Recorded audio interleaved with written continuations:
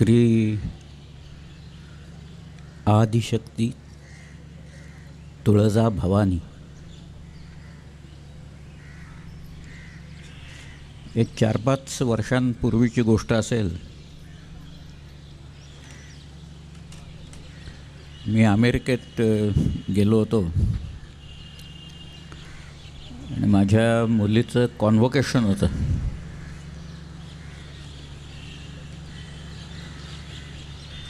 तिथं अमेरिकेचे माजी राष्ट्राध्यक्ष बिल क्लिंटन आलेले होते. त्यांचं एक भाषण होतं आणि सत्कारही होतं. त्यांचं भाषण झाल्यावर मी आपला हळूहळू पुढं सरकत होतो. म्हटलं अमेरिकन प्रेसिडेंटशी एक 2-3 वाक्य तरी बोलायला मिळत आहेत का बघू म्हणून. तर मला काही मिळालं नाही. पण माझे एक मित्र हे क्लिंटन प्रेसिडेंट असताना भेटलेले होते. आणि किती वेळ भेट असेल, काय 2 मिनटं 3 मिनटाची भेट असेल. अमेरिकन प्रेसिडेंटने तर किती वेळ भेटणार आपल्याला. त्यांच्याकडे इतरांना भेटायला वेळ असतो. मोनिका ल्युइन्स्की वगैरे म्हटलं की वेळ काढतात ते भरपूर. पण हे पंडित म्हणून होते. त्यावेळेला त्या भेटीनंतर क्लिंटननी यांना विचारलं, where have you come from mister Pandit. तेव्हा पंडित म्हणाले, I have come from a very small place called Pune near Mumbai. तेव्हा क्लिंटन म्हणाले, you have come from the province of Shivaji Maharaj.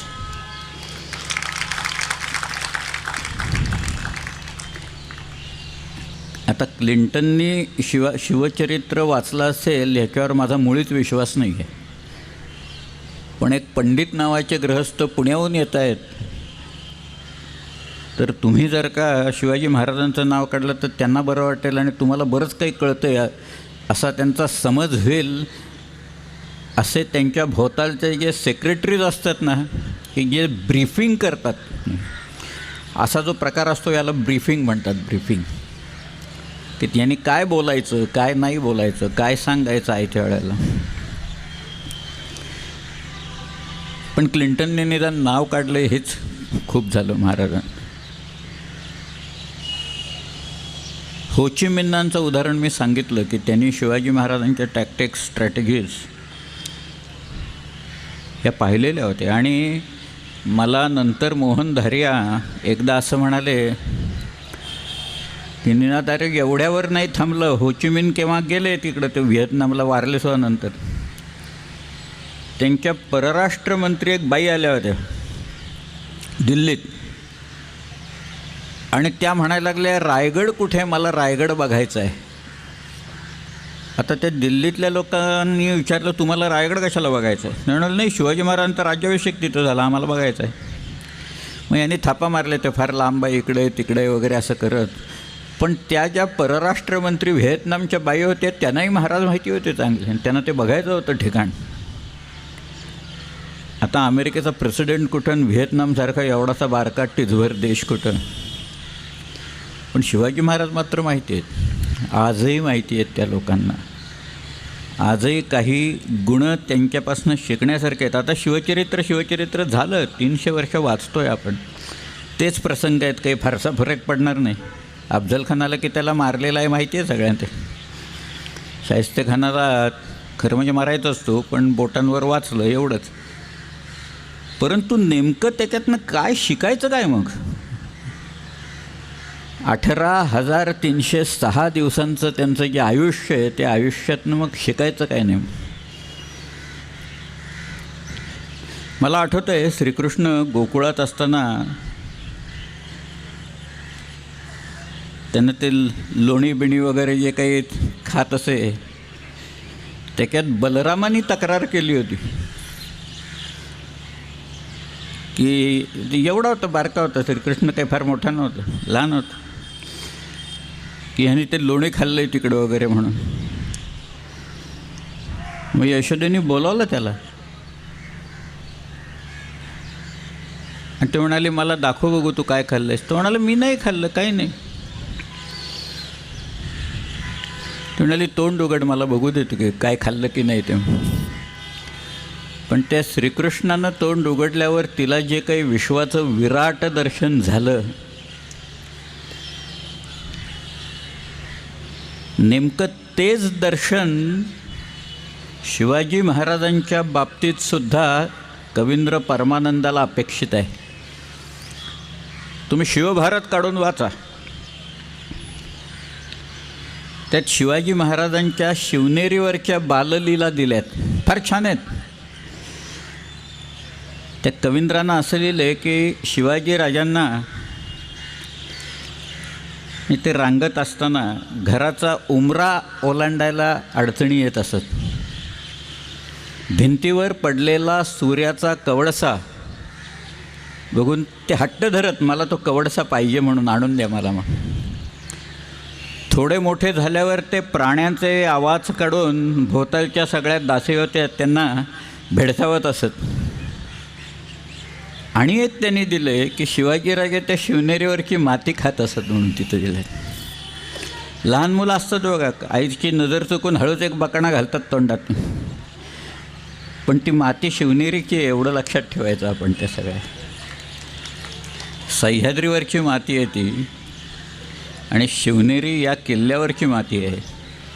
त्या मातीचा प्रभाव फार मोठा आहे की शिवाजीराजांनी माती जी खाल्ली म्हणजे लहानपणी त्यांना उमरा ओलांडायला अडचणी येत असत. शिवाजीराजांनी मोठं झाल्यावर तंजावरपासून दिल्लीपर्यंत घोडदौड केली. जे सूर्याच्या कवडशासाठी हट्ट धरत असत त्यांनी प्रतिपत चंद्रमुद्रा शिरावर धरली. जे दासींना प्राण्यांचा आवाज काढून भेडसावत असत त्यांनी औरंगजेबाच्या समोर भर दरबारात सिंहगर्जना केली. आणि जे माती खात असत तिथं शिवनेरीची, त्या शिवाजीराजांनी भोवतालच्या 8 पातशायांना धूळ चारली नंतर मोठं झाल्यावर. हे विराट दर्शन नाही तर आहे काय दुसरं मग ते. आणि आज म्हणूनच आपण नाव काढतो, पण त्याच्यातनं शिकण्यासारखे जे काही गुण आहेत ते गुण मात्र घ्यावेत. त्याच्यात एक गुण असा आहे, मी एक 6-7 वर्षापूर्वी आम्ही काही मॅनेजमेंटच्या मुलांच्यासाठी, मी एक फॅकल्टी आहे तिथं म्हणून मला चांगला अनुभव आहे इंडस्ट्रीचा. मी किर्लोस्करांची एक मोठी कंपनी चालवत होतो स्वतः, त्यामुळे मला इंडस्ट्रीचाही अतिशय उत्तम अनुभव आहे. आम्ही एक सिलेबस डिझाईन केला, वेगळा केला. म्हटलं आपली मुलं जी आहेत, आपल्याकडं शिकून गेलेली मुलं आहेत, विश्वकर्मा इन्स्टिट्यूट ऑफ मॅनेजमेंटबद्दल सांगतो की ही मुलं आउटस्टँडिंग असली पाहिजेत. कुठल्याही ठिकाणी जरी गेली तरी लोकांनी त्यांना ओळखलं पाहिजे की हा मुलगा जो आलेला आहे हा विश्वकर्मामधनं आलेला आहे पासून. तिथं बाकीची जी काही आता मधमाशांच्यासारखी एवढी कॉलेजेस निघालेली आहेत तिथनं तो आलेला नाही आहे, तो वेगळ्या याच्यातनं मुशीतनं आलेला आहे त्याच्यातनं. म्हणून आम्ही सिलेबस बदलून टाकला. म्हटलं आपण बघू प्रयोग करून.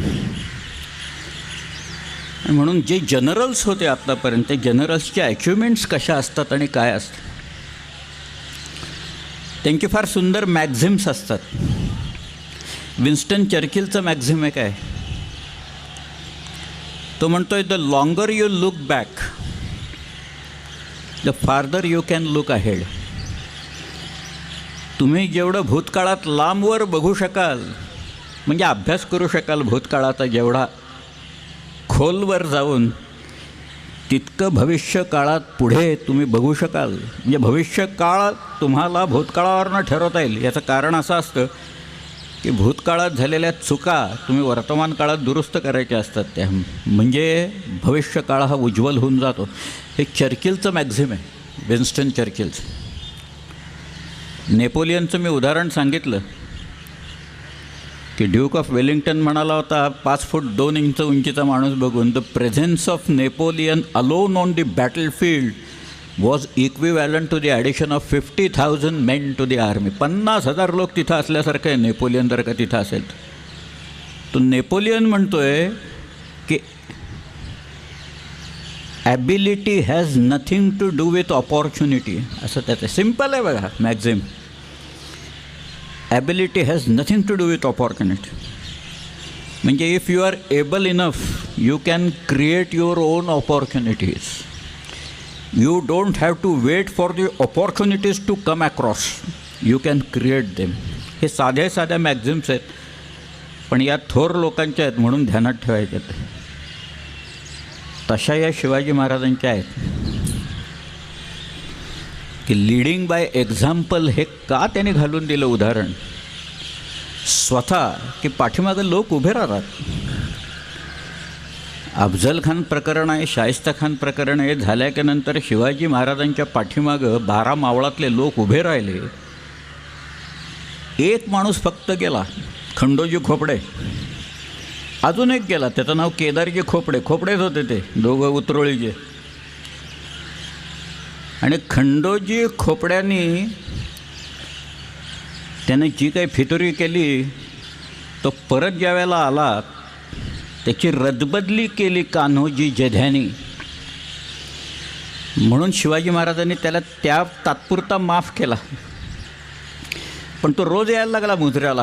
खंडोजी खोपडा एक दिवस महाराज भडकले. ते म्हणाले ह्यानं गुन्हा केलेला आहे आणि हा शिक्षेविना राहतोच कसा, शिक्षा तर दिलीच पाहिजे त्याला.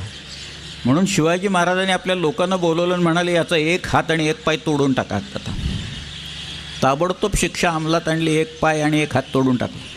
कान्होजी भडकले, कान्होजी जेधे आले. मोठा माणूस आहे कान्होजी, शहाजीराजांच्यापासून आहेत ते. म्हणाले आम्ही रदबदली केली असताना महाराज तुम्ही असं कसं केलं. तर शिवाजीराजे असं म्हणतायत की ह्याचा गुन्हा आहे ना, ते म्हणजे मस्तकच मारायचा गुन्हा आहे खरं म्हणजे, पण तो शिक्षेविना जाता कामा नये. म्हणून ज्या पायाने तो गेला तो पाय तोडला मी, ज्या हाताने माझ्यावर तलवार धरली तो हात तोडला त्याचा मी. ह्या ज्या शिक्षा आहेत त्या देणं भाग असतं. शिक्षा करणं महत्त्वाचं असतं आणि शिक्षा वेळच्या वेळी करणं महत्त्वाचं असतं. त्यातली जी वेळ आहे ही वेळ महत्त्वाची आहे. ह्या सगळ्या प्रसंगांच्यामुळं छोटे छोटे लोक आहेत, अहो ज्यांनी घोडा कधी पाहिला नसेल, घोड्यावर बसले नसतील, म्हणजे घोडा पाहिला असेल पण घोड्यावर बसणे, घोडा आपल्याकडं असणे तबेल्यात ही काही साधी गोष्ट नाही. शिलेदार शिवाजीराजांच्याकडे होते, म्हणजे ज्यांचे घोडे असतात त्यांना शिलेदार म्हणतात. ज्यांना सरकार घोडं देतं त्याला बारगीर म्हणतात. एक गंमत म्हणून सांगतो, मी कलकत्त्यात होतो आणि कलकत्त्यात तिथे एक संदीप सिन्हा नावाचा एक मॅनेजमेंट शिकवणारा एक प्रोफेसर आहे तिथे. तो एक दिवस माझ्याकडे आला आणि मला म्हणाला mister Bedekar I have a question to ask you. म्हटलं शूट. तर मला म्हणाला तो की who is this Bhaskar Pandit. Bhaskar Pandit कोण आहे. तर म्हटलं का रे बाबा. तेव्हा तो म्हणाला आमच्या इथं बंगालमध्ये लहान मूल रडायला लागलं की आई दम देते, रडायचं थांब नाही तर भास्कर पंडित येऊन घेऊन जाईल तुला म्हणून. हा भास्करराम कोलटकर नागपूरकर भोसल्यांचा दिवाण होता आणि चौथाईसाठी त्यांनी बंगाल, बिहार आणि ओरिसा यामध्ये इतका हैदोस घातला. 1740-1742 3 रेड्स मारल्या त्यांनी. आणि चौथाई नाही दिली की हा काय करायचं माहिती आहे का, हा नाकच कापून टाकायचा लोकांना. त्याच्यावर बंगालीतनं पुस्तकं लिहिली गेली. महाराष्ट्र पुराण नावाचं गंगाराम नावाच्या माणसांनी लिहिलेली पुस्तक आहे. 2 भाग आहेत पुस्तकाचे. ह्याने काय घोळ घातले मराठ्यांनी. बंगालीतनं कवनं आहेत त्याच्यावर. मराठी मंडळी तिथं आली, त्याच्यावर बंगालीतनं कवनं आहेत केलेली. छेके छुडालो पद जुडालो बॉर्गी आलो देशे, बुलबुलीते धन खेचे खजाना देबो किशे. म्हणजे म्हणाले बार्गी आमच्या देशात येऊन बसलेले आहेत, सगळं लुटून गेलेले आहेत. आता शेतावरचं धान्य चिमण्या सगळ्या खाऊन गेल्या आहेत. बुलबुलीते म्हणजे ते सगळे पाखरं खाऊन गेले आहेत सगळं धान्य. आणि आता हे परत चौथाई मागतात, कुठनं द्याय की आम्ही सगळ्या. अशी बंगालीतनं यांच्यावर कवनं केलेली आहेत सगळ्या. महाराष्ट्र कुठपर्यंत पोचला होता बघा आज. त्याचा पाया जो आहे ना या सगळ्याचा, की राज्य निर्माण करणे, राज्य चालवणे याचा पाया शिवाजी महाराजांनी घालून दिला सगळा. एक विश्वास इथल्या साध्या लोकात निर्माण असा केला की आपण राज्य निर्माण करू शकतो आणि ते चालवू शकतो. अष्टप्रधान मंडळ निर्माण केलं त्यांनी. अष्टप्रधान पूर्वी नव्हते अशातलाही भाग नाही, होते, पण त्यांच्या जबाबदाऱ्या लोकांना त्यांना सांगितलेल्या नव्हत्या. तुम्ही ज्या वेळेला जबाबदारी एकावर टाकता त्यावेळेला त्याला ऑथॉरिटी द्यावी लागते, डिसिजन घ्यायची एक ऑथॉरिटी द्यावी लागते. म्हणजे you must give the responsibility and you must empower him to take the decisions within his framework. काय शिवाजीराजांनी त्यांच्या जबाबदारी कागद आहे लिहिलेला आणि नावं बदलली सगळी त्यांनी. पेशवा मोरपंत जो होता काढून टाकलं पेशवा हे नाव त्याचं, त्याला प्रधान असं नाव दिलं त्यांनी. वकाईनवीस होता त्याला मंत्री नाव दिलं. सुरनीस होता त्याला सचिव हे नाव दिलं. ही नावंसुद्धा संस्कृताई शिवाजीराजांनी त्यावेळेला केली, जबाबदाऱ्या दिल्या. शिकायचं भाषेच्याबद्दलचं प्रेम जर काय नुसतंच ओरडून नाही चालणार, आमची भाषा वळते, मराठी शाळेत विद्यार्थीच नाही येत वगैरे असं काही नसतं. आम्ही शिकलो मराठीत ना, आम्हाला काही नाही आली इंग्लिशमध्ये अडचण कुठं. तर हॉर्वर्डमध्ये मला बोलवलं होतं व्याख्यानाला, गेलो, मला जाऊ शकलो नाही एवढंच, पण माझे कित्येक लोक मित्र हॉर्वर्डमधनं झालेत. काही लोक तर तिथं नोबेल प्राईज विनर्स आहेत सगळ्याकडून. काही इंग्लिशची अडचण येत नाही, फक्त तुम्हाला आतनं उर्मी पाहिजे आणि तेवढी ऊर्जा पाहिजे. शिवाजीराजांच्याकडे हेच होतं. त्यांना काही कोणी शिकवलेलं होतं सगळं नाही. तो माणूस शिकत गेला सगळ्यात आणि शिकवत गेला. जे जे आपणासी ठावे ते ते दुसऱ्याशी शिकवावे, शहाणे करूनच सोडावे अवघेच्यानं. हे त्यांनी उक्ती ध्यानात ठेवलेली होती सगळ्यात. आणखीन एक उक्ती फार चांगली आहे, वन्ही तो चितवावा रे. सुरुवात करा तुम्ही, चितविल्याने चितितो, केल्याने होता आहे रे. आधी केलेची पाहिजे, हे फार महत्त्वाची गोष्ट आहे. आणि मग हे जे मुघल बिघल आदिलशाही लोक होते, खट्याळ लोक सगळे, खटपट लोक, त्यांच्यासाठी म्हणून मुद्दामून लिहिलेलं आहे रामदासांनी, हुंब्यासी हुंबा लावूनी द्यावा, टोणप्यासी आणावा टोणपा, लौंदा पुढे उभा करावा दुसरा लौंद, खटासी पाहिजे खट, उद्धटासी उद्धट, खटनटासी खटनट, अगत्य करी असेल. हेच त्यांनी वापरलं आयुष्यभर, खटासी पाहिजे खट. तुम्ही जर का एखादा माणूस तलवार घेऊन बसला असेल तिथं, तर त्याच्यासमोर निशस्त्र होऊन जाऊन त्याची, आता आज काही अर्थ नाही येते का, त्याला ज्या भाषेत कळतं ना त्याच भाषेत बोललं पाहिजे त्याच्याशी. शिवचरित्र छोटं आहे परंतु शिकण्यासारखं भरपूर आहे. लीडिंग बाय एक्झाम्पल हा जो उदाहरण आहे, मॉडर्न मॅनेजमेंटची डिक्शनरी काढून बघा तुम्ही. ऑक्सफर्डची आहे आता, dictionary of business and management अशी ती डिक्शनरी आहे. शिवाजी महाराजांच्या वेळेला डिक्शनरी वगैरे काही नव्हतं, पण त्यांनी जे काही केलं ते ह्याच्यात बसतंय सगळं. त्याचं कारण असं आहे की हे सगळे जे लागणारे मॅनेजमेंटमधले शब्द आहेत हे सगळे बॅटलफील्डवरनं आलेले आहेत, मुळात जनरल्ससाठी आलेले आहेत सगळे. आणि Shivaji being a tireless warrior, त्यांनी केलेली कृत्य सगळे त्या मॉडर्न डिक्शनरीच्या प्रत्येक डेफिनेशनमध्ये बसतात सगळ्याच्या. त्यामुळे leading by example, leading by the front हा जो एक सगळ्यात महत्त्वाचा भाग आहे. दुसरं म्हणजे प्लॅनिंग. प्लॅनिंग कशावर आधारलेलं असतं? प्लॅनिंग इनपुट्सवर आधारलेलं असतं.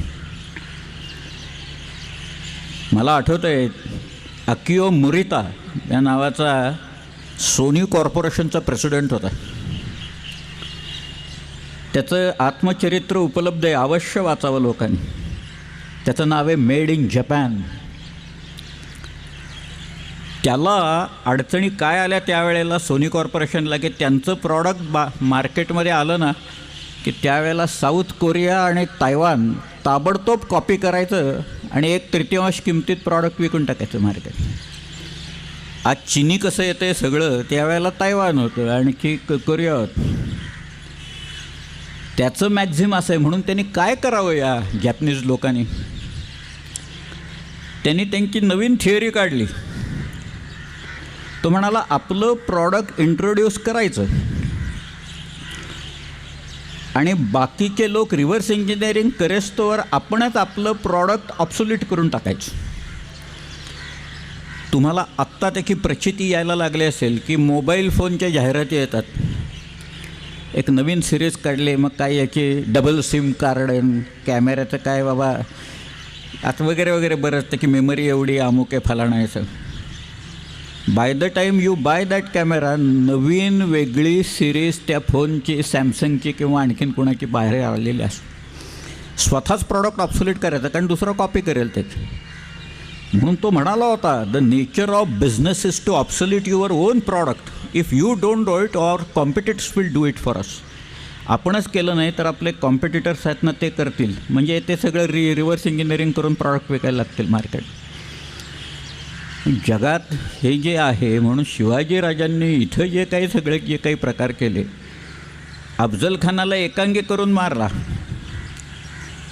मग नंतर त्यांनी ओळखलं की आता आपल्या जवळ आता कोणी येणार नाही, परत 30 ट्रिक चालणार नाही ना सारखी काय झालं तरी. मग काय करायला पाहिजे, मग आता आपल्याला जायला पाहिजे शाहिस्तेखानाच्या इथपर्यंत. कारण त्याला कल्पनाही नसेल की बाबा मी तिथं दैत्य म्हणून उभा राहीन त्याच्यासमोर रात्रीचा.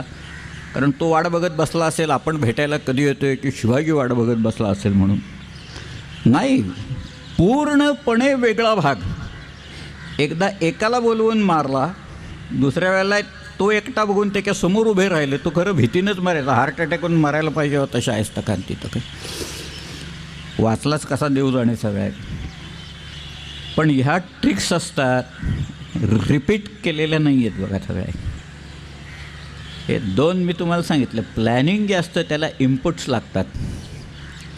म्हणजे मी मार्केटिंगमध्ये होतो, मी तर काय प्रॉडक्ट म्हणजे अगदी पार त्या शॉपपासून आलेलो होतो. पण तुम्हाला मार्केटिंगला 2 गुप्तहेर खाती ठेवावे लागतात. त्यातला एक इंटेलिजन्स असतो, हा तुमचा कॉम्पिटिटर्स बाहेर त्यांची प्रॉडक्ट लाईन काय आहे, त्यांचं प्रॉडक्ट कधी येणार आहे, लॉन्चिंग प्रोसिजर्स काय आहेत, डीलर्स कसे आहेत, सर्व्हिस बॅकअप कसा आहे, स्पेअर पार्ट्स कसे आहेत, प्रायसिंग त्यांनी काय केलेलं आहे, याची पूर्ण माहिती पाहिजे.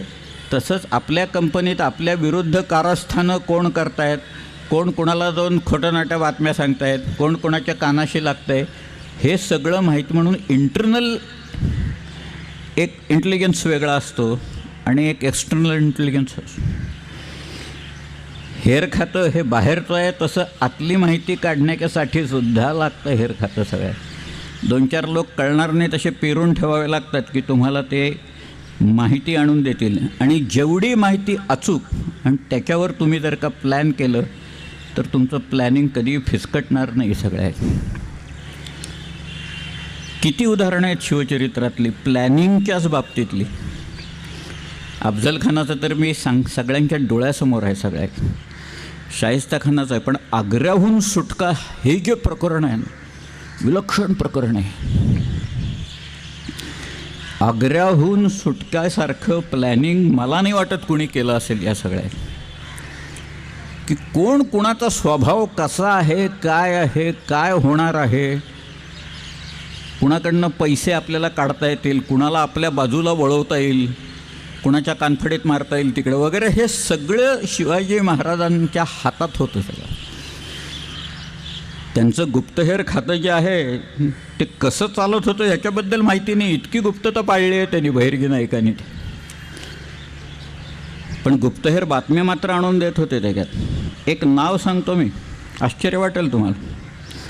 शिवाजीराजे आग्र्याला असताना त्यांच्या नोकरीत तिकडकेच काही लोक घेतलेले होते आणि त्याच्यातले काही लोक नंतर सापडले. त्यातलं एक नाव सांगतो मी. त्याचं नाव आहे कवी कलश कवीश्वर. म्हणजे कवी कलश हा नंतर संभाजीराजांच्याकडे जो होता, हा शिवाजी महाराजांच्याकडे आग्र्याला नोकरीत होता. त्याचं नाव आलं आहे कवी कलश, ही पदवी आहे त्याला मिळालेली. कवीश्वर ही पदवी असते. एक फारसी कागदपत्रात त्याचं नाव आहे, गोकुळ असं लिहिलेलं आहे. ते गोकुळदास किंवा असं काहीतरी नाव असेल त्याचं. पण हा देखील शिवाजी महाराजांच्या नोकरीत होता. एक कायस्थ सक्सेना होता. ही सगळी मंडळी नंतर सापडली, पण ह्यांनाच काही माहीत नव्हतं. हे काय सांगणार, महाराज कसे निसटले, काय निसटले, ह्याचा पत्ता कुणालाही नव्हता. रघुनाथ बल्लाळ कोरडा नाही नव्हता आणि त्र्यंबक सोनदेव डबिरा नाही नव्हता. त्यामुळं औरंगजेबाने ज्यांचे हाल केले तरीसुद्धा बातमी काय सांगणार, कारण माहितीच नाही कोणाला. इतकी गुप्तता पाळलेली आहे त्यांनी राजाने. पण तिथं फार मजा आहे. तुम्ही मगाशी म्हणजे एक 3-4 दिवसापूर्वी मी बॅटल ऑफ विट्सचा उल्लेख केला. त्यातलं हे बॅटल ऑफ विट्स कसं काय चालतं ते सांगतो मी तुम्ही. की शिवाजी राजांना चौक्या बसलेल्या नव्हत्या, चौक्या थोड्या उशिरा बसल्या. तोपर्यंत खूप लोक येऊन शिवाजीला मारा म्हणाले, हा साधा भूमी आहे वगैरे म्हणत होते. त्याच्यात औरंगजेबाची बहीण होती. ते सगळे लोक फिरले, एक मारवाडचा राजा सोडला तर बाकी सगळे शिवाजी महाराजांना अनुकूल झाले नंतर. पण शिवाजी राजे त्यावेळेला असं म्हणाले, औरंगजेबाला अर्ज केला त्यांनी की तुम्ही मला सोडा, तो कुणाच्या तरी करवी करावा लागतो. म्हणून रामसिंगाच्या करवी त्यांनी अर्ज केला की तुम्ही मला सोडा, मी तिकडं जातो, महाराष्ट्रात सगळे किल्ले तुम्हाला देतो. औरंगजेब म्हणाला हा पळायच्या मागे आहे. औरंगजेब काय साधा माणूस होता काय? तो म्हणाला हा माणूस पळून जाणार आता इथनं, ते की आता हालचाली सुरू झालेल्या आहेत. तर तो अर्ज घेऊन रामसिंगाकडे गेला होता. तर रामसिंगाला म्हणाला तू जामीन देतो का त्याचा, पळून जाणार नाही म्हणून. तर रामसिंग म्हणाले मी त्यांना विचारून येतो आणि मग सांगतो तुम्हाला काय. मग रामसिंग आला शिवाजी महाराजांच्याकडून. तो म्हणाला बादशाह जामीन मागतोय माझा. ते म्हणाले दे लिहून जामीन. मी तुझा जामीन बुडवून जाणार नाही म्हणाले का. आणि पुढं नंतर शिवाजीराजे सांगत होते रामसिंगाला की अरे तू जामीन काढून घे, जामीन काढून घे, माझे आता लोक परत गेलेले आहेत, मी एकटाच राहिलो आहे, मी आता फकीर होणार आहे. तर रामसिंग म्हणाला हो तुमच्या सुरक्षिततेसाठी मी माझे लोक ठेवलेत, मी कशाला जामीन काढून घेऊ. पण त्याला हे कळत नव्हतं की जामीन काढल्या क्षणी शिवाजीराजे पाळणार आहेत तिकडं त्या सगळ्या ह्याच्यातनं, हे त्याला पत्ताच लागलेलं नव्हतं ते. पण त्यांनी जामीन दिला.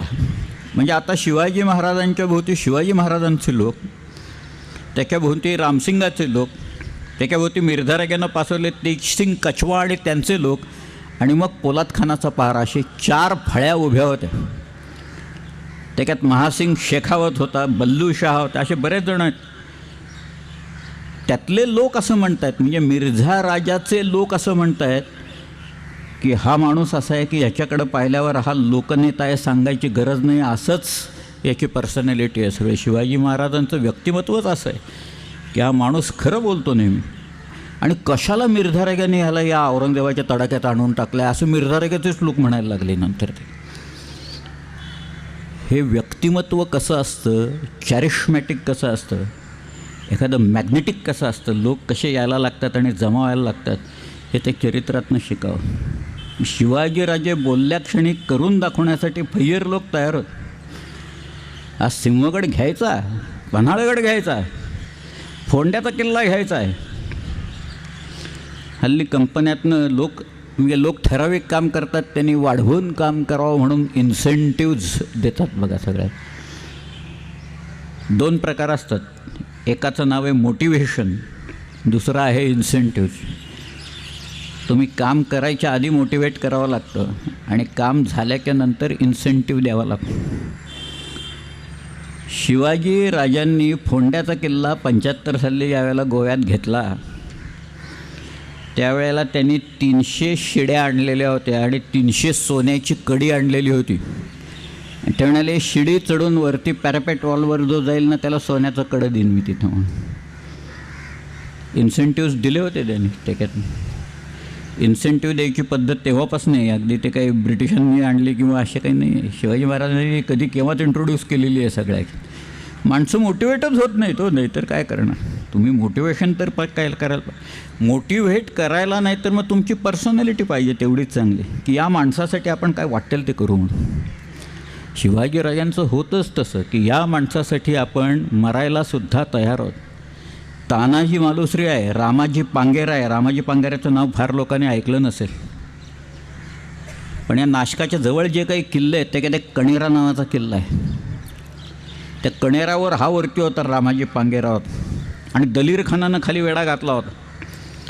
किल्ला काही ताब्यात येत नव्हता. रामाजी पांगेरावरती म्हणाला निदान करावायचं आपले सोबती असतील ते उभे राहणे. सरासरा 600 मावळा उभा राहिला आणि सगळे लोक वरनं आरडाओरडा करत दलीरखानाच्या त्या सैन्यावर तुटून पडले. त्या दलीरखानाच्या अंगोळी परत एकदा मुखात गेली. एकदा पुरंदरला गेली होती मुरारबाजीचा पराक्रम बघून आणि इथं कणेऱ्याला त्या रामजी पांगेऱ्याचा पराक्रम बघून गेली. तो म्हणाला, अरे काय लोक आहेत हे सगळे, एका शब्दासाठी त्या माणसाचे हे सगळे जीव द्यायला तयार आहेत. आम्ही तुम्हाला कौल देतो, मनसब देतो, सगळी प्रलोभनं दाखवलेली असतानासुद्धा हे बधत नाही आहेत लोक, मरतायत तिथं येऊन. रामजी पांगेरा गेला त्याच्यात लढाईत, प्रतापगडच्या लढाईत आहे तो, त्याचं नाव आहे रामजी पांगेरा. पण तो कणेराला पडला. त्याचं प्रेत घेऊन मावळेवरती निघून गेले. पुढे दलीर खान निघून गेला तिथे. महाराजांना ज्या वेळेला कळलं की रामजी पांगेरा एक तरुण माणूस आपला दलेर खानाच्या फौजेच्या इथं वरती निदान करून मेला, त्याला शिवाजीराजे त्याच्या घरी जाऊन आईचं सांत्वन करून आले. ते आज त्या काश्मीरमधनं दर आठवड्याला एक शव येतं. मध्ये तर आपल्या सैनिकांची मस्तकं कापून नुसतीच धडं पाठवलेली होती, तरीसुद्धा इथल्या लोकांच्या जाणीवा एवढ्या बोथटं झालेल्या आहेत सगळ्या की काही कुणाला वाटलं ना. तात्कालिक राग येतो थोडासा, मग कट्ट्यावर बसून चर्चा होते. सरकार तर काहीच करत नाही तिकडं. काय चाललं आहे? मी शिवचरित्रातनं शिकायचं तर शिकायचं काय शिकायचं? मी उदाहरण सांगितलं ना 4 पाद्र्यांचं काय केलं शिवाजीराजांनी ते तिथं. मला आठवतं आहे मी स्वतः त्या आपशिंगे गावात गेलो. त्याला मिलिटरी आपशिंगे म्हणतात गावाला, त्या सातारच्याजवळ गाव. घरटी एक माणूस मिलिटरीत येतील. जवानांची प्रेतं ज्या वेळेला आली ना त्यावेळेला असं कोण येतं विचारायला की अरे बाबा ह्याला मुली किती आहेत, मुलं किती आहेत, घरी माणसं किती आहेत, शाळेत जात आहेत की नाही मुलं, खायला प्यायला मिळते की नाही. जबाबदारी आपली आहे ना. तो माणूस आपल्या सीमेवर गेला आहे ना, आपलाच माणूस आहे तो तिथं. त्यांच्या ज्या कॉफिन्स येतात ना, शवपेटिका ज्या असतात की ज्याच्यात ती बॉडी एम्ब्लेम करून ते आणून पाठवून देतात, त्या कॉफिनसाठी पैसे खाल्लेत लोकांनी सगळे. म्हणजे पूर्वी आपण प्रेताच्या टाळूवरचं लोणी खायचं म्हणायचं, हे कॉफिनमध्ये सुद्धा पैसे खातात ते. काय सांगायचं मग? कशाला शिवचरित्रासाठी आम्ही रक्त आटवायचं त्या सगळ्या ह्याच्यातनं? 8-8 दिवस इथं सांगत बसायचं शिवचरित्रनं. आपण त्याच्यातनं काही बोध घेणार आहोत का? हा एक विचार करायला पाहिजे. आपण आपल्यापुरता विचार करू. आपण आपल्याला कसं सुधारू शकू, आपण काय करू शकू. एकदा का आपण पायंडा घातला की 4 लोक उभे राहतील त्याच्यात. अगदी प्रत्येक माणूस तसा आहे मी कधीच म्हणणार नाही. मुठभर लोक आहेत, चांगले लोक अगदी अवश्य आहेत सगळे, पण मुठभरच आहेत, त्यांचं काय चालणार आहे सगळे. पण शिवाजीराजे हे स्वतः करत होते, सांत्वन करत होते. हे लोक गेले, बाजीप्रभू गेला, तानाजी मालुसरे गेला. याचं कारण या सगळ्या लोकांना कळलेलं होतं की आपण स्वराज्याच्या कामाच्यासाठी खर्ची पडलो, आपल्याला मृत्यू आला तर शिवाजीराजे आपल्या कुटुंबाला वाऱ्यावर सोडणार नाहीत हे त्यांना कळलेलं होतं. वतन गोवरीवर ठेवले असं लिहिलेलं आहे. वतन वतन म्हणताना आमचं ठेवलं गोवरीवर, जाऊ दे जळून म्हणाले. आम्ही आहोत ना स्वराज्यासाठी खर्ची पडायला. स्वतःचे दागिने गहाण ठेवून लोक किल्ल्याचं काम करत बसलेत तिथं स्वराज्याच्यासाठी. असले लोक निर्माण केले इथं राजांनी. आहे आत्ता कोणी करणार? स्वतःचे दागिने गहाण टाकून सरकारच्या लष्करच्या भाकऱ्या भाजणारं कोणी आहे का तिथं? आज नाही. पण शिवाजीराजांनी करून दाखवलेलं आहे. माणसं निर्माण केली, अनुयायी निर्माण केले. स्वतःच्या विचारांचे अनुयायी, त्या अनुयायांच्या विचारावर पुढं राज्य चाललं आहे. राजांनी जे काही होतं पर्सनॅलिटी लागते, मॅग्नेटिक पर्सनॅलिटी लागते, आणि त्याच्यासाठी कॅरेक्टर लागतं.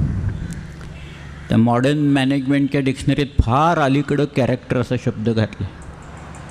नाही तर पूर्वी पर्सनॅलिटी डेव्हलपमेंट वगैरे बाहेरून हायर करायचे लोक, पैसे देऊन आणायचे, त्यांची लेक्चर्स अरेंज करायचे आणि मग त्यांना भरपूर पैसे द्यायचे, त्याच्यातले आपण काही खायचे. लोकांच्या पर्सनॅलिटीज डेव्हलप कशा होतील आपल्या फॅक्टरीतल्या करण्यासाठी. पण त्याच्यात कॅरेक्टर शब्द नाही आहे, नव्हता, आत्ता घातला आहे त्यांनी. पण चारित्र्य असा शब्द नाही. आपल्याकडं पैसे देऊन लोक चरित्र लिहून घेतात, पण पैसे देऊन चारित्र्य विकत घेता येत नाही म्हणावं कायला. बून से गई सो हौश से नहीं आती असं म्हणतात. एखाद्या बिंदूनं तुमची कॅरेक्टर गेली ना परत येत नाहीत. शील भ्रष्ट जर का झालं, इथं परिस्थिती अशी आहे की एका मुलीवर बलात्कार होतो आहे. 5 वर्षाच्या मुलीवर 4 नराधम बलात्कार करतायत. आणि काय सांगायचं, आमची संस्कृती उच्च होती एकेकाळी, त्याच्यात आम्ही गोडवेगात बसायचं का? असा विचारसुद्धा मनात येणं हे सुद्धा भयंकर आहे, सगळ्या अंगावर काटा येणार आहे सगळ्या. आणि लोक जाऊन त्यांच्या आईवडिलांना घरी जाऊन सांगतायत की 2-4 हजार रुपये घ्या गप्प बसा, आहे ना जिवंत मुलगी वगैरे. तुम्ही शिवाजीराजांनी काय केलं असतं? उदाहरणं आहेत आपल्याकडं, पत्रांनी उदाहरणं सांगितलेली आहेत मी.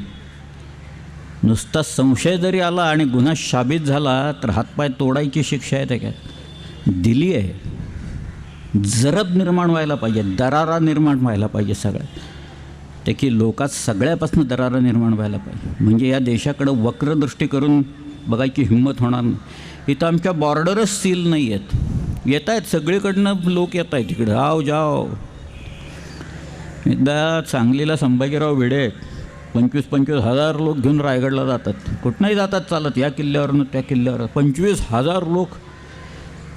तुम्ही कल्पना करा काय होत असेल तिथे एकदा 25,000 लोक गेले की नंतर ते मग ते जातात, काही नसतं बरोबर, स्वतः अनवाणी जातात हे गृहस्थ, काट्या कुट्यातनं दगडा धोंडातनं. मला आठवतं आहे 2 वर्षापूर्वी कोल्हापूरला ते विशाळगडून कोल्हापूरपर्यंत चालत आले होते. वाटेत त्यांना सलाईन लावलेलं होतं डॉक्टरनं, पाणीच प्यालेलं नव्हते ते, आणि ते तिथनं हॉस्पिटलमधनं उठून पळून आले कोल्हापूरला कार्यक्रम आहे म्हणून. स्टेज लावलं, समोर 25,000 लोक बसलेले. आणि मला त्यांच्या त्या अध्यक्षांनी बाळासाहेब बेडगे म्हणून आहेत, त्यांनी सांगितलं निनादराव तुमचं ऐकतील ते, फक्त आमचं कुणाचंही ऐकत नाही आहेत ते. डॉक्टरनी एवढे लाडू करून दिलेत ते, आणि त्यांना पाणी प्यायला सांगा गुरुजींना. ते काही लक्ष देत नाहीत, ते आम्हाला शिव्या घालतात.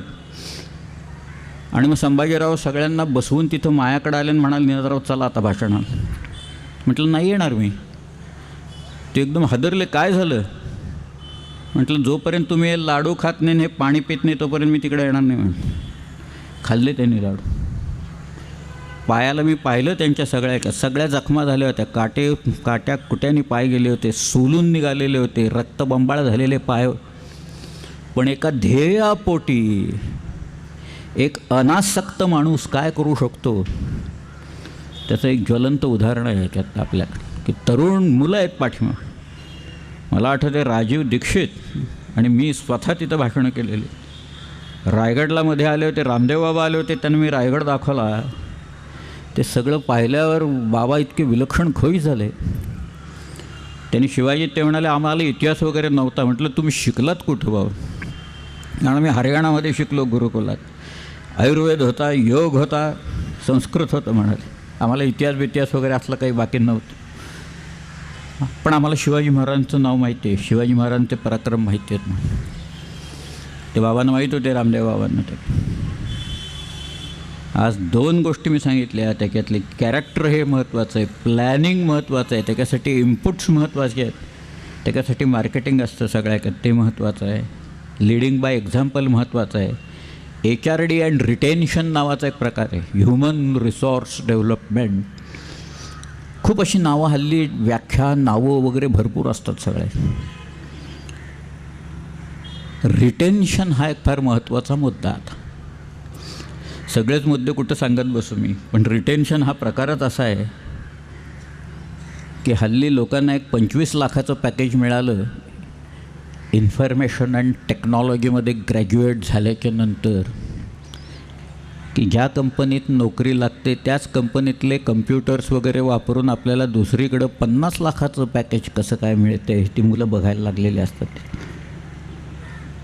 तिथलंच वापरायचं सगळं त्याच्यात, आणि मग ही कंपनी सोडून जायची. मग ती कंपनी बॉन्ड लिहून घेते, सगळे प्रकार करतात, पण ते बंद करतात लोक, जातात. 50 लाखाचं मोठं पॅकेज मिळतं त्याच्यात. रिटेन्शन मी सांगतोय की शिवाजी महाराजांच्या वेळेला किती लोक, हाताच्या बोटावर मोजणे इतके सुद्धा लोक गेले नाहीत, आणि जे गेले होते त्यांना ठोकळा शिवाजी, खंडोजी खोपडे वेपडे वगैरे असले लोक होते.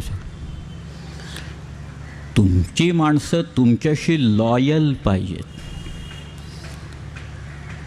तुम्ही माणसंच अशी तयार करा की ती तुमच्या इथं राहिली पाहिजेत. काय शिवाजी राजांचा आरमार बांधायला पोर्चुगीज लोक होते आणि इतर बाकी लोक होते. मुंबईचे इंग्रज ठोठो करतायत तिथं की आम्हाला लोक मिळत नाहीत, लेबर मिळत नाही. आज आपल्याकडे जी परिस्थिती आहे की ऊस कापायला तोडणी कामगार मिळत नाहीत कुठे. लेबर मिळत नाही, शेतावर हल्ली लेबर मिळत नाही. सगळ्यांच्या अपेक्षा वाढलेल्या आहेत, प्रचंड प्रमाणात वाढलेल्या आहेत. शिवाजीराजे काय करत होते त्यावेळेला? ते म्हणाले, यांनी 2 होन आम्ही देत असलं तर शिवाजीराजे 3 होन देत आहेत आणि लोकांना इकडून तिकडून येत आहेत म्हणून. सगळं you can hire the best but pay the price. ठीक आहे. तानाजी ही काय कमांडो आहे, तो कमांडोसारखाच ट्रेन केलेला होता. ते सिंहगडावर मागं फितवा झाला होता त्यावेळेला कमळोजी साळुंके, तानाजी मालुसरे अशी चौघांची एकूण टीम होती त्यावेळेला. काय झालं की या चौघांना पाठवायची की ते बंदोबस्त व्यवस्थित करू नये. आपल्या फोर्स 1 सारखी एक कमांडोची टीम लोकांनी काढलेली होती शिवाजी महाराजांनी त्यावेळेला. कमांडो टीम आहे, कमांडो रेड आहे, शाहिस्ता खानावर मारलेली कमांडोची रेड आहे त्याच्यावर, पहिली रेड आहे इतिहासातली. ते पण ते कमांडोज ट्रेंड असावे लागतात सगळ्या, त्यांना ट्रेनिंग देणं महत्त्वाचं असतं. शत्रूच्या हातातलं हत्यार हे नेहमी आपल्यापेक्षा प्रबल आहे हे आधी लक्षात घ्यावं लागतं सगळ्या. आपल्या हातात AK-47 असेल तर त्यांच्याकडे AK-56 आहे, लक्षात घ्या. आता नवीन प्रकारच्या बंदुका आल्यात, सगळंच आले, पण त्यांचं हत्यार मोठं आहे. आणि काय लोक सांगून जातात, तो एक साधं वाक्य असतं, 4 शब्द आहेत, पण ते शब्द राजवाड्यांनी आमच्या लिहिलेले आहेत. कधी लिहिले झाले असतील त्याला 70 वर्ष, आज लागू आहेत. राजवाडे असं म्हणाले, जशी संस्कृती तसं हत्यार. तुमची संस्कृती जेवढी प्रगत आहे तेवढं तुमचं हत्यार प्रबल असलं पाहिजे. सगळ्यांनी प्रबल असतं ते. मग आमची किती 5000 वर्षापूर्वीची संस्कृती असं आपण म्हणायचं. श्रीराम आमच्याकडं झाले, श्रीकृष्ण आमच्याकडं झाले, ही सगळी मंडळी मोठी आमच्या इथं होऊन गेली सगळे. आणि आमची हत्यारं कुठली आहेत अजून? आमचे चीफ ऑफ स्टाफ म्हणत आहेत लढायला आमच्याकडं दारुगोळा नाही आहे. ही परिस्थिती आहे आजची सगळ्या. दयनीय अवस्था आहे. मग काय मग शिकायचं काय शेवटी? शिवचरित्र आणि या सगळ्या ह्याच्यातनं इतिहासातनं बोध घ्यायचा का नाही घ्यायचा? सगळ्या रिटेन्शन, माणसं सोडून द्यायची नाहीत. एकदा गेला की ठोका त्याला पाहिलं, मी बाकीचे सोडून जाणार नाहीत. तुम्ही एखादा माणूस सोडून गेला ना की त्या CEOनी त्याच्यावर ट्रेनिंगसाठी पैसे दिलेले असतात, त्याला या कंपनीचं कामकाज कसं चालतं आहे माहिती असतं, या कंपनीचे त्याला स्ट्रेंथ अँड विकनेसेस माहिती असतात. तो आयतं जाऊन त्यांना सांगतो कॉम्पिटिटर्सना की हे असं असं तिकडं आहे म्हणून चाललेलं सगळं. ते का पैसे जास्ती देऊन ह्याला घेतात याचं कारण त्यांना नोहाव मिळतो, ताबडतोब मिळतो. आणि काय चाललं आहे आत हे ताबडतोब मिळतं. म्हणून हे मंडळी पैसे जास्ती देऊन पॅकेजेस देऊन लोकांना नेत. आता रिटेन्शन वगैरे सध्या जोरात चालू आहे. शिवाजी महाराजांच्या वेळेला माणसं सोडून नाही गेली सगळ्या. हे अजून महत्त्वाच्या गोष्टी आहेत. No compromise with the core values. नैतिक मूल्य आहेत ना, ती शिवाजी महाराजांनी इतकी जपलेली आहेत की तिथं कॉम्प्रोमाइज हा प्रकार नाही आहे, तडजोड नाही त्याच्याशी. गुन्हा केला आणि साबित झाला, शिक्षा. मग ते स्त्रीदाक्षिण्य किती आहे आणि काय आहे हे सुद्धा शिवाजीराजांनी दाखवून दिलेलं आहे.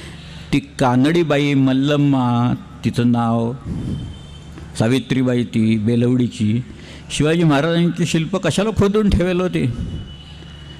जाऊन दाखवायला पाहिजेत कर्नाटकात, हे कुणाचं शिल्प आहे एकदा सांगा बघू म्हणावं. शिवाजी महाराजांचं आहे ना. कशासाठी दिलं आहे? तुमच्या बाईची लाज वाचवली ना कानडीबाईची महाराजांनी तिथं, म्हणून तिनंच कोरलेलं आहे त्याच्यात.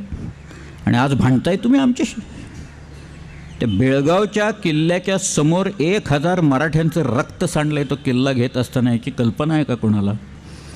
अनु खान म्हणून होता तिथं, त्यांनी तोफांचा मारा केला मराठ्यांच्यावर. 1000 लोक बेळगावला पडलेत आपले.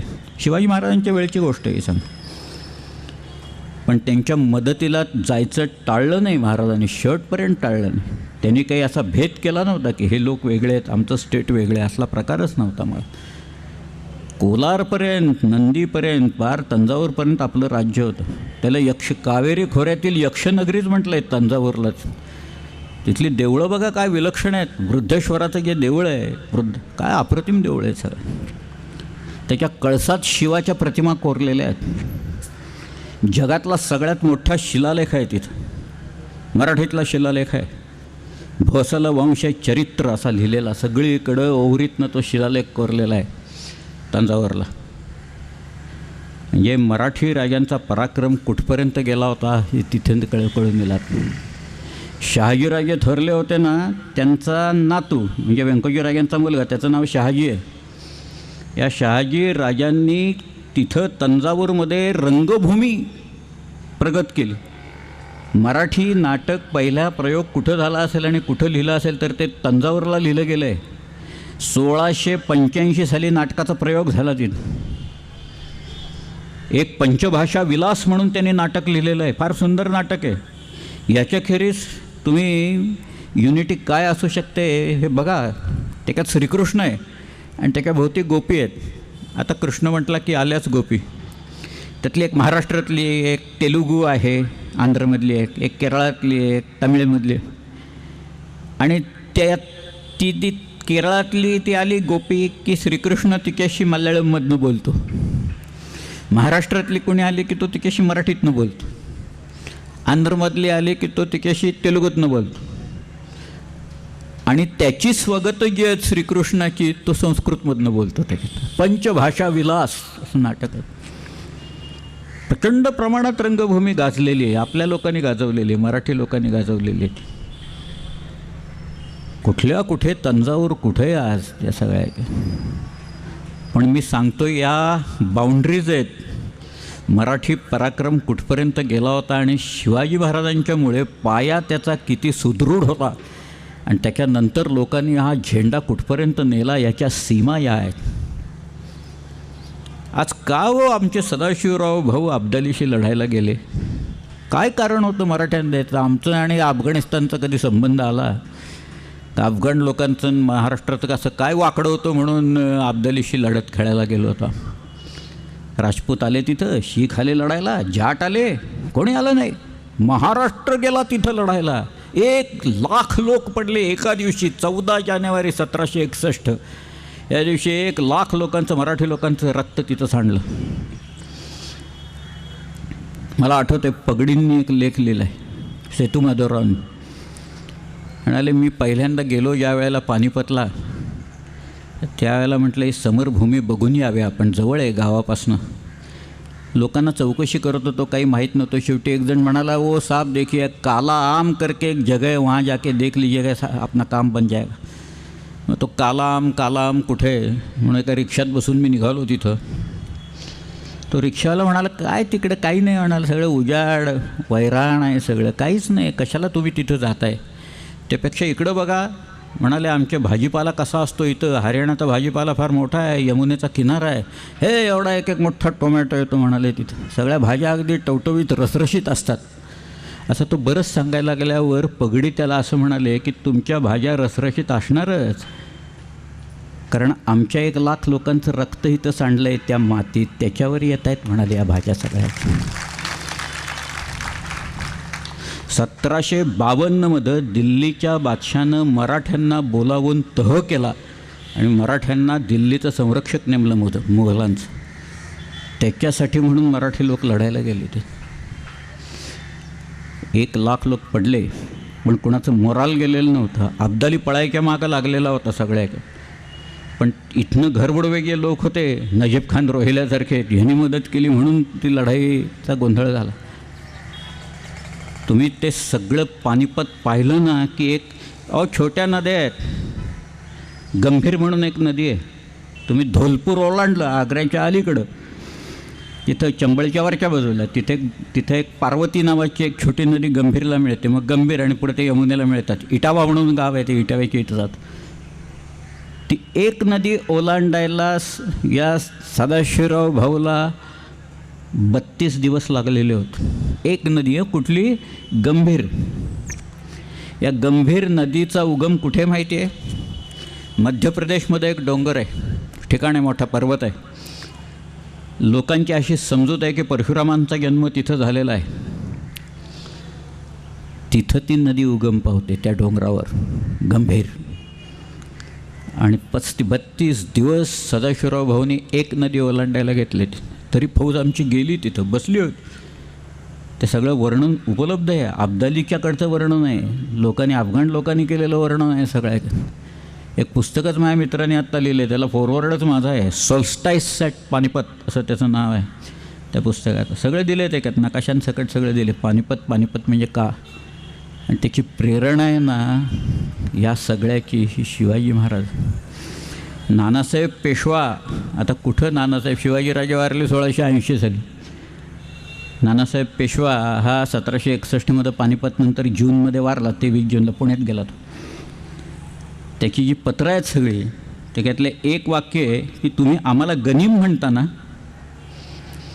आम्ही गनिम तो शिवाजी महाराजांचे शिष्य होत, असं वाक्य आहे त्याच्यात पत्रात. त्याच्यात विसरलेले नाही आहेत शिवाजीराजांना, लोक विसरलेले नाही आहेत की हे जे राज्य आहे त्यांनी स्थापन केलं आणि त्यांनी पायंडा घालून दिलेला आहे या राज्याचा, त्याप्रमाणे आपल्याला चालला पाहिजे.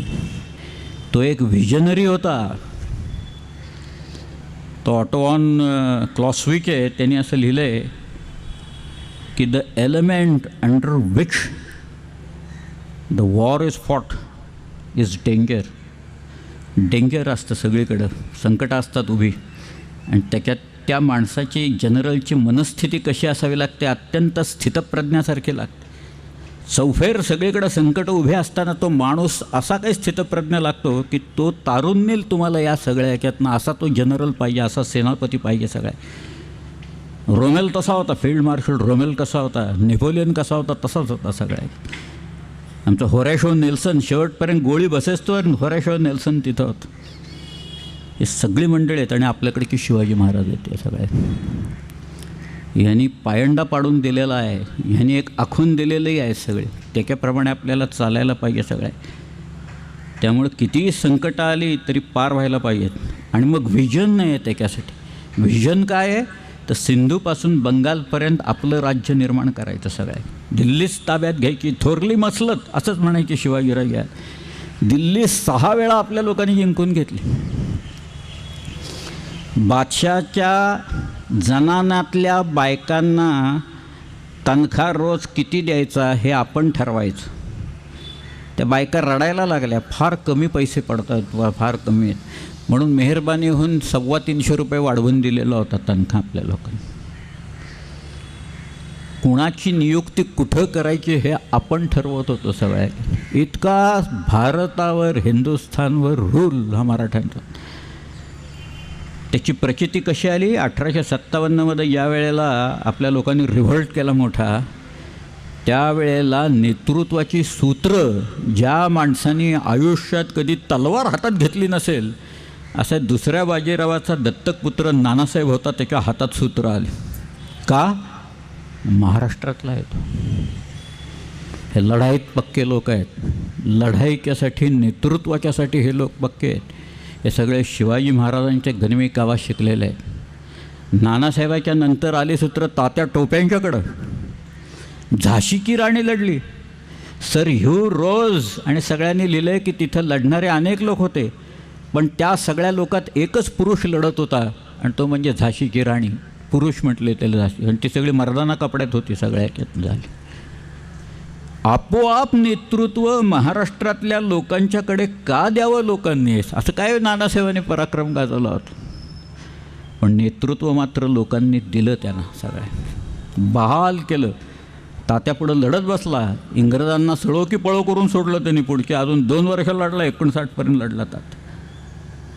57 नंतर तात्या म्हणून 5-50 लोक धरून आणले लोक. नानासाहेब पेशवा म्हणून अजून 15-20 लोक धरून आणले. त्याच्याकडनं ॲफिडेविट लिहून घ्यायचे इंग्रज लोक की मीच खरा नाना आहे वगैरे म्हणून. काय वाटेल ते केलं इंग्रजांनी ह्या सगळ्या. पण नेतृत्व जे होतं ते आपल्याकडे आलं. त्याचं कारण एक दिव्य स्वप्न पाहिलं होतं महाराजांनी आणि महाराष्ट्राने त्याच्यात, की एका झेंड्याखाली एकच वेश पाहिजे, एकच देश पाहिजे, एकच भाषा पाहिजे, एकच परचम पाहिजे. त्याला परचम म्हणजे झेंडा, आणि तो झेंडा हिंदुत्वाचा पाहिजे, हिंदू झेंडा पाहिजे. तसा तो झेंडा ज्या रथावर होता अर्जुनाच्या ह्याच्यावर भगवा झेंडा तो पाहिजे ते. पण हिंदू म्हणजे मी म्हणतो ती व्याख्या सावरकरांची व्याख्या आहे. या सिंधू सिंधू पर्यंत यस्य भारत भूमिका पितृभू पुण्यभूश्चैव सवय हिंदू रीती स्मृता, ही ती व्याख्या आहे. धर्मनिरपेक्ष व्याख्या आहे ती सगळ्याची.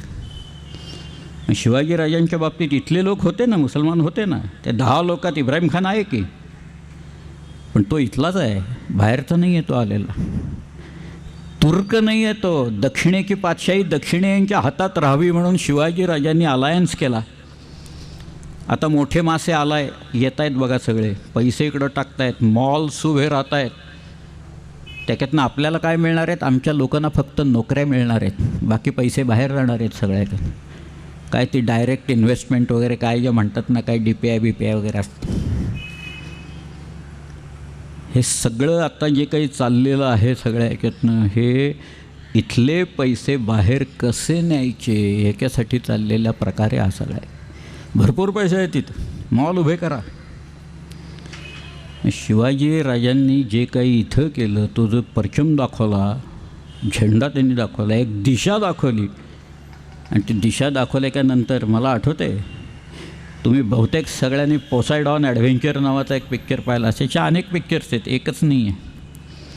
त्याच्यात ते जहाज कलंट, त्याच्यात एक रेव्हरंड असतो, बाकी सगळे लोक एका दिशेला पळत असतात. तो रेव्हरंड म्हणतो माझ्याबरोबर या तुम्ही, मी तुम्हाला बरोबर नेतो म्हणून. त्या रेव्हरंडच्या पाठोपाठ मुठभर लोक जातात.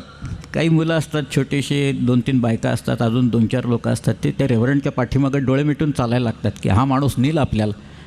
जहाज उलटं झाल्यामुळे तो जहाजाच्या तळाकडे जातो, कारण तळ वर आलेला असतो, त्यामुळे तो तळापर्यंत तिथं जातो. आणि ते जे शेवटचं दार असतं ना, तापलेलं असतं, सगळं आग लागलेली असते, ते रोल करत असतो, तो स्वतः लटकतो आणि तो असं फिरवत ते सगळं त्याचे हात सोलतात. शेवटी तो रेव्हरंड पडतो आणि मरतो. दरवाजा उघडतो आणि तो वाट दाखवतो पुढं, ते कापून लोकांना बाहेर काढतात त्याच्यातनं. पण तो माणूस वाट दाखवणार आहे, तो माणूस आपल्याला जिवंत बाहेर काढणार आहे या संकटातनं. या एका आशेपायी लोक त्याच्या पाठीमागं जातात आणि चालत जातात. तसं आहे सर्टोरियसच्या पाठीमागं लोक चालले, शिवाजी महाराजांच्या पाठीमागं लोक चालतच होते. सर, हा माणूस नेईल आणि जे काही करेल ते उत्तमच करेल सगळ्याच्या. शिवाजीराजांनी चुका त्याच परत केल्या नाही. आपला इतिहास गेल्या स्वातंत्र्यानंतरचा पाहिला तर त्याच चुका शेकडो वेळा आपण त्याच करतो अजून. We never learn from the mistakes. You must learn from the mistakes. चुका करा, चुका होणार, पण चुकीची पुनरावृत्ती नको. तुम्ही चुकातनं शिकत जायचं असतं. 23 किल्ले मिर्झाराजाला ज्या वेळेला दिले, त्याच्यानंतर आयुष्यात शिवाजीराजांनी अशी परत चूक केली नाही. शिवाजीराजांनी पन्हाळ्यावर हल्ला केला, 1000 लोक मारले गेले. Shivaji and his army was outnumbered by Adilshahi forces. 1000 people were killed in one night. परत चूक केली नाही त्याने अशी. He always learn from the mistakes. लोकांना हे सांगत गेले, याचे धडे घालत गेले, नीती शिकवत गेले. आरमाराची निर्मिती केली, कशासाठी? किनारे सुरक्षित होण्यासाठी. आमच्याकडं आरमार आहे, नाहीतर रशियाला भरपूर पैसे देऊन त्यांच्याकडनं गंज चढलेली ती वर्षानुवर्षाची शिप्स आपण आणतो आहे इकडं, आणि आमचे किनारे सुरक्षित आहेत का? नाही. नाही तर हे प्रकरण मुंबईचं झालंच नसतं तिथं, ताज हॉटेल्स. तसं जर का असतं, कुठलाही देश असेल त्याच्या बॉर्डर सेक्युअर्ड पाहिजेत, त्याच्या बॉर्डर डिफाईंड पाहिजे, तिथं कायम लोक पाहिजेत. इथं कोस्टगार्डकडं आमच्याकडं साधे नॅव्हिगेशनल इक्विपमेंट नसती, अशी प्रकार आहेत सगळ्या. कोस्टगार्ड नावालाच आहे तिथं लोकांची, पण वाटेल तसं इथं देश हा तुडवला जातो आहे. आणि आम्ही आमच्या संस्कृती एवढी मोठी होती, प्रगत होती, हडप्पा इथं होतं, मोहनजोदडो तिकडं होतं, श्रीराम इथं झाले, पार इंडोनेशियापर्यंत गेले, श्रीकृष्णाने भगवद्गीता सांगितली, असं सांगत बसायचं सगळ्या याच्यातनं. शिकायचं मात्र काहीच नाही त्यातनं. प्लॅनिंग जसं आहे, ट्रेनिंग हा एक महत्त्वाचा भाग असतो. शिवाजीराजे यूज टू इम्पार्ट ट्रेनिंग, असं कोस्मिता गार्डनी लिहिलेलं आहे. 3 महिन्याचं ट्रेनिंग होतं ते लोकांना. काय होतं माहीत नाही, पण पहिली गोष्ट नक्की अशी असणार, पैसे खायचे नाहीत म्हणून. हे पहिलं ट्रेनिंग द्यायला पाहिजे त्याच्यामध्ये. बाकीचं असेल शस्त्र चालवणं बिलवणं, घोड्यावर बसणं, अमुक तमुक वगैरे सगळं असं. पैसे खाल्ले की मी हात तोडणार. ठीक. अहो, मामाला पकडला स्वतःच्या, संभाजी मामा मोहित्याला तिथं जाऊन लाच घेतली म्हणून मामाला जाऊन पकडला. दिवाळीचं पोस्ट मागायला आलो आहे म्हणून महाराजांनी त्याला पकडून आणला तिथं सगळ्या. त्यालाही सोडला नाही त्यांनी. शिकायचं आहे शिवचरित्रातनं शिकायचं तर हे शिकायचं. फार गंमत असते ज्याच्यातनं. म्हणजे मला आठवतं आहे आम्ही काही वर्षापूर्वी दिल्लीत व्याख्यानाला गेलो. बाबासाहेब पुरंदरे होते त्याला माझ्यावर. दिल्लीत वसंतराव साठे वगैरे सगळे त्यांनी भाषणं ठेवली होती. बाबासाहेब म्हणाले मी बोलणार नाही, आज निनादराव बोलतील म्हणाले सगळे. ते तुम्हाला मराठी आणखी दिल्ली यांचा संबंध काय होता आहे समजावून सांगते. ते भाषणं वगैरे झाली. खरं म्हणजे आम्हाला गावाला जायचं होतं मसुरीला. लोक म्हणाले रस्ता बंद आहे. म्हणजे नेहमीचा जो आपण रस्ता जो आहे मेरठवरनं जातो मुझफ्फरनगर, तिथनं रुरकीवरनं मग काय हरिद्वार ऋषिकेशवरनं डेहराडून वगैरे असा तो रस्ता बंद आहे म्हणाल. मी म्हटलं का बंद आहे? ते म्हणाले तुम्हाला माहीत नाही का? म्हटलं काय? म्हणाले खांद्यावर कावड घेऊन लोक हरिद्वारला गेलेले आहेत आणि 1 दिवस नाही, रस्ता 8 दिवस बंद आहे. म्हटलं 8 दिवस? पुण्यात आमच्याकडं पालखी येते ज्ञानदेवांची तुकाराम महाराजांची, एक संध्याकाळी थोडा वेळ बंद असतं. ते म्हणाले तुम्हाला कल्पना दिसत नाही आहे किती लोक तिकडे गेलेत. ते किती लोक गेलेत? मग ते म्हणाले 80 लाख लोक गेलेत तिथे. म्हटले करतात काय 80 लाख लोक? ते म्हणाले हे तिथं जातात, तिथं त्या हरकी पोडीमध्ये स्नान करतात गंगेत, गंगाजल त्या कावडीत भरून घेतात आणि ती कावड जमिनीला न टेकता परत येतात. त्यांच्यासाठी वाटेत सगळी सोय केलेली असते, सगळे खाणंपिणं वगैरे सगळं असतं त्या लोकांना.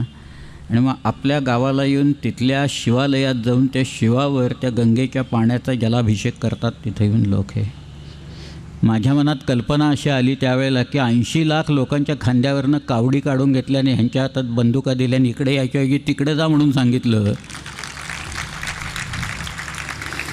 पण ते काय आपल्या कल्पना आपल्याकडेच राहतात, थोड्या त्या प्रत्यक्षात थोड्याच येतात सगळ्या. आम्हाला दुसऱ्या मार्गाने जावं लागलं. लोणी म्हणून एक गाव होतं वाटेत, पुढे शामली म्हणून गाव होतं. इथे लोणी गावाला आल्यावर मी म्हटलं अरे जरा थांबूया का इथं? लोक कोणाला कशाला थांबायचं? अरे म्हटलं इथं अब्दालीचा मुक्काम होता 20 दिवस. म्हटलं आपण बघूया इथं कुठंतरी काही दिसतंय का? म्हटलं त्याचं नाही. म्हणलं कशाला काय ते वेळ कशाला घालवायचा आपण? म्हणलं काय वेळ घालवायला. मग आम्ही पुढं गेलो, गौरीपूर म्हणून लागलं. अरे म्हटलं इथं थांबा, इथं अब्दालीने नदी ओलांडली. म्हटलं सदाशिवर भाऊला नदीने ओलांडता आली, अब्दालीनं नदी ओलांडली, अब्दाली इकडं आला आणि कुंचपुरा आणखी दिल्ली याच्यामध्ये येऊन बसला. म्हटलं आपण थांबून बघूया. ह्यात ते म्हणाले काय नाही, आपण वेळ वगैरे वाया घालवायला नको, आपण पुढं जाऊ. असं करता करता शामली नावाचं गाव आहे. ते शामली आमची गाडी थांबली, पाऊस पडला होता, ते चिखलात आम्ही उतरलो. तेवढ्यात खूप लोक आले, क्या साहब क्या चाहिए क्या? अरे म्हटलं काय ते सांगा, मग सांगतो तुम्हाला काय. म्हटलं घोसगड कुठे आहे? इथं दिसतोय का घोसगड? तो म्हणाल साहब वो दूरी पर जो टिला दिख रहा है वही घोसगड आहे. म्हटलं सांगा. म्हटलं घोसगड कशासाठी तुम्हाला पाहिजे घोसगड? सांगू का म्हटलं आता? म्हटलं 1788 दिल्लीत नजीब खान रोहिल्याचा नातू, त्याचं नाव आहे गुलाम कादर. हा गुलाम कादर दिल्लीत आला. नजीब खानाचा मुलगा आहे, त्याचं नाव आहे जाबेता खान. जाबेता खान शीख झाला. त्याचा मुलगा हा गुलाम कादर हा दिल्लीत आला. सुरुवातीला चांगला वागला. एक दिवस त्याला काय वाटलं देव जाणे, त्यांनी बादशाला पकडला. बादशाला त्या आसनावरनं खाली खेचला, त्याच्या छातीवर हा बसला. तुझी संपत्ती कुठे आहे, अमुक कुठे आहे, सगळं काढ म्हणाला सगळं. तेव्हा तो बादशाह म्हणाला अरे आधीच तू दिल्ली एवढी लुटलेली आहे, सगळंच लुटले, तुला असं वाटतंय का की मी गिळून ठेवलेली आहे? गुलाम कादर त्याला म्हणाला की ते सुद्धा मला तुझं पोट चिरून बघावं लागेल, तू गिळले आहेस का नाही ते. असं म्हणून त्यांनी ते हे सुरा घेतला आणि त्यांनी डोळे काढले बादशाचे तिथंच आणि त्याला अदबखान्यात घातला. आणि हा स्वतः त्या आसनावर जाऊन दिल्लीच्या तख्तावर जाऊन गुलाम कादर तिथं बसला. म्हटलं मराठे आम्ही मुघलांचे संरक्षक, पण त्यावेळेला थोडा बेबनाव झाला होता म्हणून मराठे लांब होते, मथुरेला होते. महादजी शिंदे वगैरे सगळे बसले होते. महादजी शिंद्यांनी त्यांचे लोक पाठवले दिल्लीत.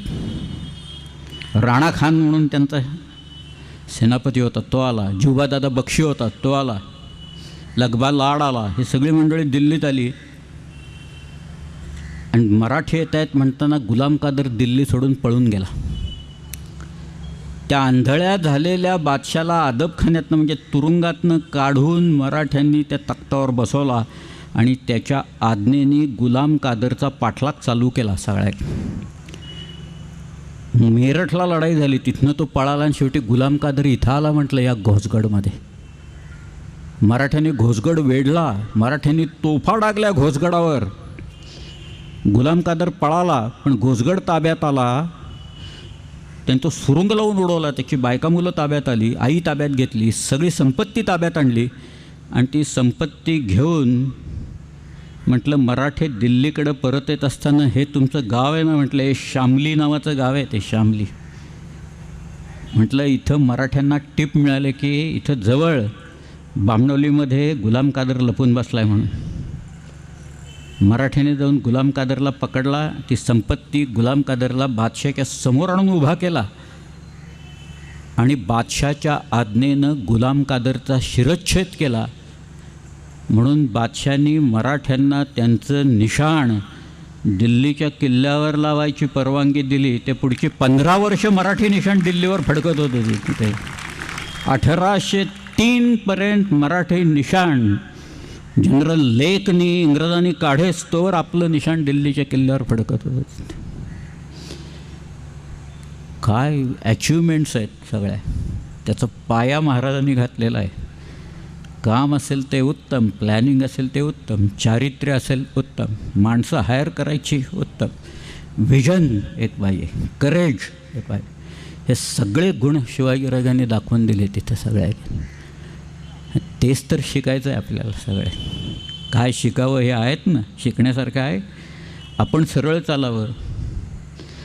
अहो तरुण पाहिले इथं जाता येता मुलींना बघून शिट्ट्या काय मारतात आणि धक्के काय मारतात आणि ही असली परिस्थिती. जर काय केलं असतं तुम्ही. आता मी शिवचरित्र काय 5-6 दिवस सांगतो आहे, काही सांगितलं नाहीच ते खरं म्हणजे. मी तुम्हाला आता सिंहगड कसा घेतला आहे सांगायचं तर मला 2-3 दिवस लागतील होते सगळं सांगायला सर. परंतु हे जर का शिवचरित्र वाचलं तर हे मुलं करणार नाहीत असलं का, धजावणार नाहीत करायला. यास जरब निर्माण व्हायला पाहिजे या सगळ्या. खरं जर का शिवचरित्र आचरणात आणायचं असेल तर एक उत्कृष्ट अनुशासन निर्माण करायला पाहिजे या सगळ्या. ते अनुशासन निर्माण करायची गरज आहे. ते पार प्रशासनापर्यंत शेवटपर्यंत झिरपत गेलं पाहिजे. सिपेज असते तिथपर्यंत गेलं पाहिजे आणि सगळ्यांना त्याची जरब बसली पाहिजे. हेच तर शिवचरित्राचं सार आहे सगळ्या. मी तर आज थांबतो. आपला एक छोटासा कार्यक्रमी इथं आहे, 15-20 मिनटं त्याच्यात जाणार आहेत या सगळ्या ह्याच्यात. मी गेले 7-8 दिवस डोंबिवलीकरांचं प्रेम अनुभवतो आहे. मला डोंबिवली नवीन नाही आहे खरं म्हणजे. मी डोंबिवलीत राहिलेलो आहे, पण ही नवी डोंबिवली फार विचित्र आहे. म्हणजे मी राहिलो आहे त्याला फार वर्ष झाली. इथनंच बाहेर पडल्यावर हे दत्तनगर आहे ना, तिथं कोपऱ्यावर भागवतांचा बंगला होता आणि तिथं माझ्या वडिलांचे मित्र गोपाळराव तारावातकर राहायचे आणि त्यांची 2 मुलं इथं गेले 7-8 दिवस येत आहेत, मुकुंदा अरुण. त्यांच्याबरोबर तिथं मी राहिलेलो आहे. लार्सन अँड टुब्रोमध्ये मी होतो. पण ते एकूण लोकल विकल प्रवास वगैरे सगळं पाहिल्यावर म्हटलं हे काही आपलं जीवन नाही, आपण आपलं पुण्याला परत गेलेलं बरं. म्हणून मी पुण्याला गेलो. पण डोंबिवलीत मी राहिलो आहे. आता चित्र बदलत चाललं आहे. मी बदललेलंच आहे पूर्ण. सगळेच गावांची चित्र बदलली आहेत, तसं डोंबिवली बदललं. पण मी प्रेम अनुभवतो आहे सगळ्या ह्याच्यात आणि मलाही ताकद. मी खोटं नाही सांगत. मागच्या वर्षी या वेळेला डॉक्टरांनी सांगितलं होतं की हा काही टिकणार नाही आता महिन्याभराच्या पेक्षा, तुम्ही बोलावून घ्या सगळ्यांना. माझी मुलगी अमेरिकेहून भेटायला आली मला की मी चाललो आता वरती गेलो तर काय शिवाजी महाराजांना भेटलो असतो, बरंच झालं असतं त्याच्यातून आणखीन काय. पण एक लोकोत्तर नेता आपल्याकडे झाला आणि त्याच्यापासून आपण काही खरं शिकणार आहोत का. काहीतरी संकल्प असा एक करायला पाहिजे. छोटा असेल, अगदी प्रत्येकाने मी एव्हरेस्टवरच जाणार असा संकल्प करायची गरज नाही आहे. सगळ्या छोटे छोटे गोल्स ठरवायचे पण ते अचीव करायचे, पाठीमागं लागायचं ते आणि एक पायंडा दुसऱ्या पिढीला द्यायचा. आज पुढच्या पिढीला देण्यासाठी काय हो आमच्याकडं, आम्ही काय सांगणार. पोरं म्हणतात तुम्ही कशाला सांगता इतिहास, वी आर ग्लोबल सिटिझन्स. त्याच्यातनं म्हटलं ग्लोबल सिटिझन्स असतात, तुम्ही जाताय तिकडे तेच चाललं आहे सगळीकडे, असं काय फरक आहे. पण आमच्याकडं आज अमेरिकेला काय इतिहास आहे. काही आहे का इतिहास त्या अमेरिकेला? त्यांचा असला तर ते रेड इंडियन्सचा इतिहास असेल सगळा, बाकी नाहीच आहे काही तिथे. पण ते क्रिएट करतायत. म्हणजे मला आठवतं आहे हे एवढ्या मोठ्या पाट्या बरं, काय हिस्टॉरिकल मॉन्युमेंट 100 किलोमीटर्स अहेड वगैरे अशा पाट्या आहे. म्हटलं छान काहीतरी किल्ला बिल्ला अमुक तमुक काहीतरी दिसतंय. आता एक 100 किलोमीटरवर आपण बघायचंच आहे. 50 किलोमीटरवर पाटी, 25वर पाटी, 10 किलोमीटरनंतर प्रत्येक किलोमीटरवर 9, 8, 7, 6 वगैरे सगळ्या. मग आम्ही ते एक्झिट घेतली, आलो. काय तिथं असावं, रेस्टॉरंट वगैरे चांगलं होतं, बाकी सगळ्या व्यवस्था होते. आणि एक सैनिक त्यांचा कोणतरी मेला तर त्याचा पुतळा तिथं होता फक्त, बाकी काही नव्हतं तिथे. त्यांच्या सिव्हिल वॉरमध्ये एक माणूस मेला, त्याचा पुतळा तिथं करून ठेवला. आणि आज आमच्याकडे इथल्या मातीत प्रत्येक ठिकाणी किती लोकांनी इथं जीव द्यावे. या स्वातंत्र्याच्या थंडीलावर आजवर किती लोकांनी आपलं रक्त शिंपण करावं त्याच्यात, याला सीमाच नाही आहेत. अजून एक सांगतो, हे कधी बदलणार आहोत का आपण याच्यातच राहणार आहोत सगळ्या याच्यात.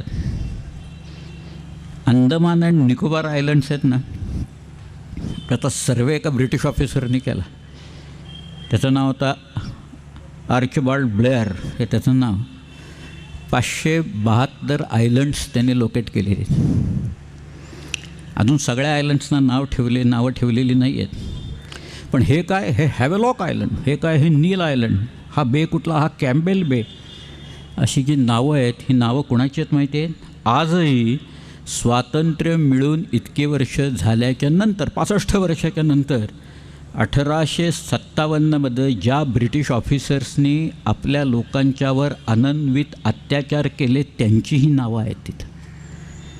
त्या सेल्युलर जेलमध्ये मुसाई खानसारखे 50 मुसाई सिंग, त्याच्यासारखे 50 वर्ष लोक सडले. मुसाई सिंगसारखे. तात्याराव सावरकरांनी 11 वर्ष तिथं काढली. भाऊ 2 जण आहेत, बाबाराव आणि ते, पत्ता नाही भावांचा एकमेकाला, आपण भाऊ आहेत आपले तिथं म्हणून. आणि ह्या सगळ्या लोकांची तिथं त्यांची काही स्मारकं नाहीत, काही नाहीत. आयलंड्सना तरी नावं द्या त्यांची, कुठं आहेत तिथं का? ती अजून ब्रिटिशीनं आले त्याच लोकांची मिरवणार. या हॅवेलॉकने केलेला एकच अत्याचार सांगतो, कापरं भरेल असे अत्याचार त्यांनी केले, त्यातलं एकच फक्त सांगतो. या हॅवेलॉक होता लखनौला. हा कुठं मेला ना ते ठिकाण बघायला मुद्दामून मी गेलो. 24 सप्टेंबर 1857मध्ये हॅवेलॉक जुलाब होऊन मेला तिथं. त्याच्यात बरं झालं म्हटलं, लेखाचा जुलाब झाले, त्याला चांगला हिसका दाखवला पाण्याने इथले त्याला.